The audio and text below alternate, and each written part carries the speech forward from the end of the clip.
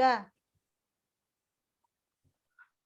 Assalamualaikum warahmatullahi wabarakatuh. Selamat sore semuanya. Kembali lagi di Fokus Group Discussion bersama saya Pramu Desa Mudianto sebagai moderator Anda. Dan hari ini kita akan membahas mengenai bagaimana penerapan pembelajaran hybrid akan dilaksanakan pada semester depan di Universitas Unggul. Kita sudah memiliki beberapa partisipan. Ada Farah Adan Dimas, ada Oktaviani, ada Suci Sartika, dan ada Yuanita Rizky. Selamat sore semuanya. Sore. Ya. Nah, jadi gini.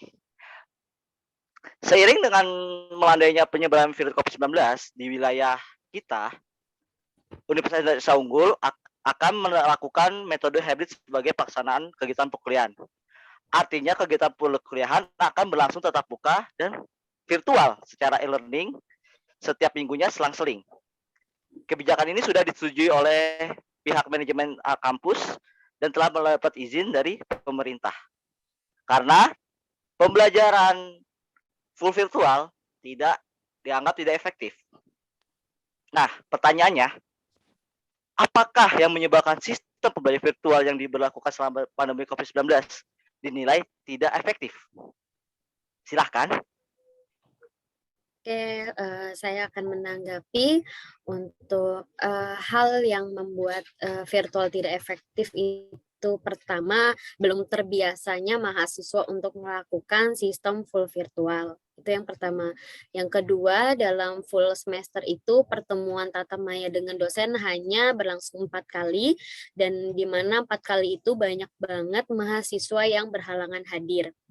Nah, biasanya kan dalam pertemuan maya itu dosen itu kan menjelaskan materi-materi, modul-modul yang terlewat. Nah, jika mahasiswa tidak hadir atau berhalangan atau misalkan sedang di jalan, itu membuat salah satunya perkuliahan ini tidak efektif sih. Gitu menurut saya. Jadi masalah waktu dan jadwal aja nih ya kalau untuk full virtual ya. Iya, sama belum terbiasa untuk melakukan full virtual. Masalahnya kayak habit lagi ya. Ya. Terima kasih Mbak Suci jawabannya. Saya mau nanya lagi nih, apakah dengan sistem pembelajaran hybrid mahasiswa lebih jauh efektif dalam pembelajarannya? Ada yang bisa menanggapi? Saya mau ingin menjawab. Silakan Saudara Farel. Ya. Menurut saya lebih efektif ya, karena ada beberapa mata kuliah yang hanya teori saja itu tidak cukup, butuh juga praktikum. Gitu menurut saya.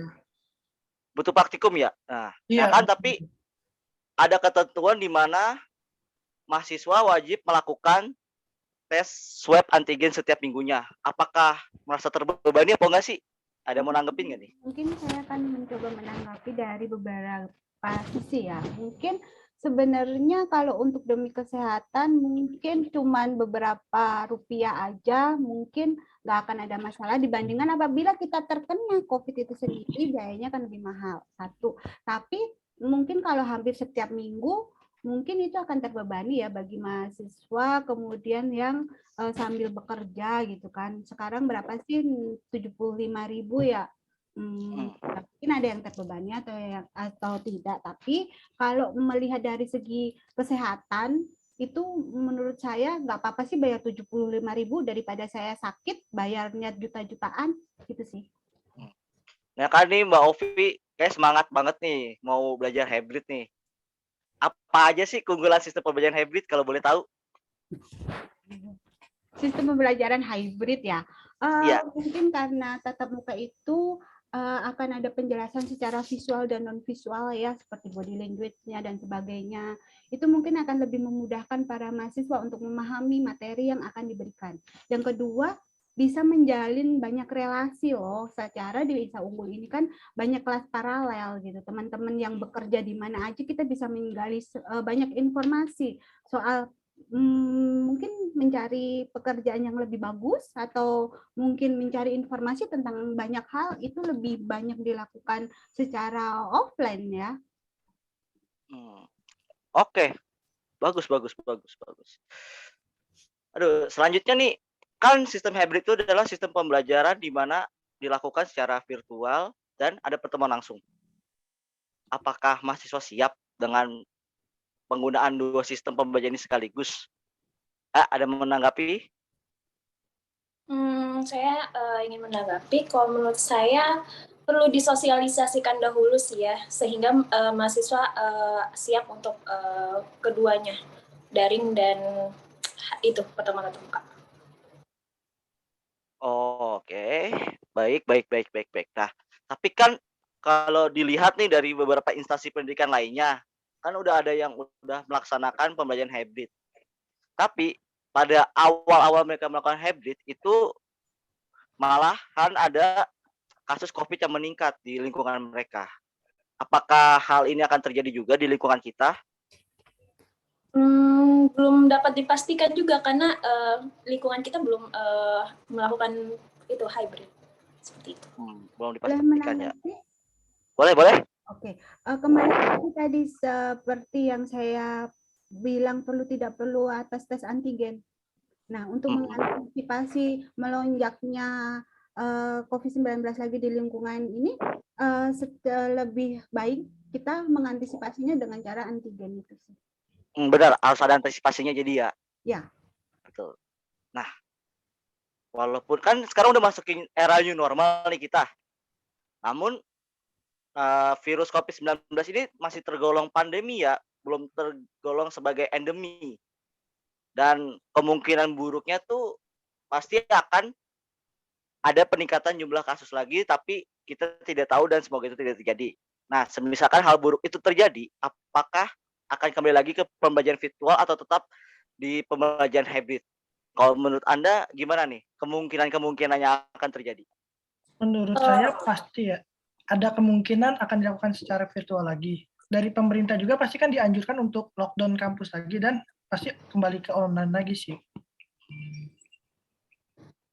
Nah, nih kan tadi di awal tuh kan saya nanya mengenai efektivitas pembelajaran virtual kan sama hybrid. Nah, kalau menurut Anda semua nih, solusi pembelajaran full virtual akan memiliki tingkat efektivitas yang lebih tinggi daripada pembelajaran hybrid. Apa sih solusinya biar lebih efektif aja tuh pembelajaran full virtual daripada hybrid? Solusinya. Oke. Solusinya.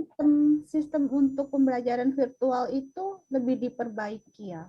Satu itu, kedua adalah mungkin kegiatan tatap maya itu harus ditambah karena tatap muka aja kita bisa sering tidak memahami akan makna dari perkuliahan atau isi dari apa yang diberikan kepada dosen. Malah kalau di tatap maya cuma 4 kali pertemuan, selebihnya kita belajar sendiri gitu kan. Apa bedanya kita belajar di perpustakaan membaca buku? Nah, itu perlu diperbaiki lagi. Kemudian kembali lagi sistemnya bukan dari kampus juga, dari segi mahasiswanya juga harusnya lebih ke yang umpama ada jadwal nih jam 8 malam dia kuliah gitu. Kemudian dia harusnya mengantisipasi bahwa oh, kalau jam 8 malam saya kuliah, cukup nggak saya pulang kerja jam 7? Jadi tidak ada kedistrak yang maaf saya izin, saya di jalan dan sebagainya gitu. Itu menurut saya tidak akan efektif bagi mahasiswa dan temannya, mahasiswa dan gurunya sendiri pun, dosennya sendiri pun menurut saya juga tidak akan efektif. Oke. Jadi harus banyak perbaiki lagi ya dari semua seginya ya. Iya. Perlu banyak. Nah, ini kan dulu kan kita belajar virtual tuh karena alasannya COVID-19. Dan sekarang akan balik lagi ke hybrid karena full virtual itu kurang efektif. Selain kurang efektifnya, apa sih yang mendasari harus melakukan pembelajaran hybrid?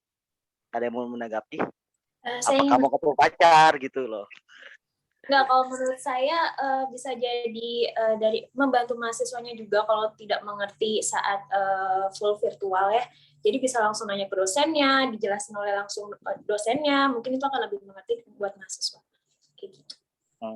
Jadi keinginan dari mahasiswanya juga mendasari ingin lebih tahu lagi pembelajaran. Mungkin bisa kan ketemu jodoh yang belum dapet Ya jodoh. itu bisa. Apa mau menambah pergaulan juga bisa, ya kan? Nah ini pertanyaan buat semuanya.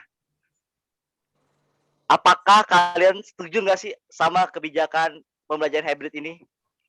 Dari wanita dulu deh. Saya setuju, karena saya butuh tatap muka langsung kepada Kalau teman-teman dari dan dosen. Ovi dari Ovi. Saya setuju.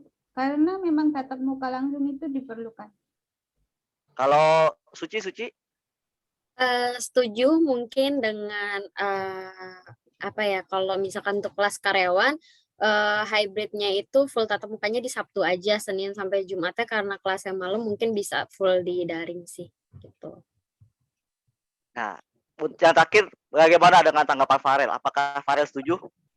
Saya sangat setuju sih, karena dilakukan secara virtual saya membosankan gitu. Kita perlu untuk bertatap muka dengan teman-teman. Biar nggak boring ya di Biar nggak boring rumah juga. terus.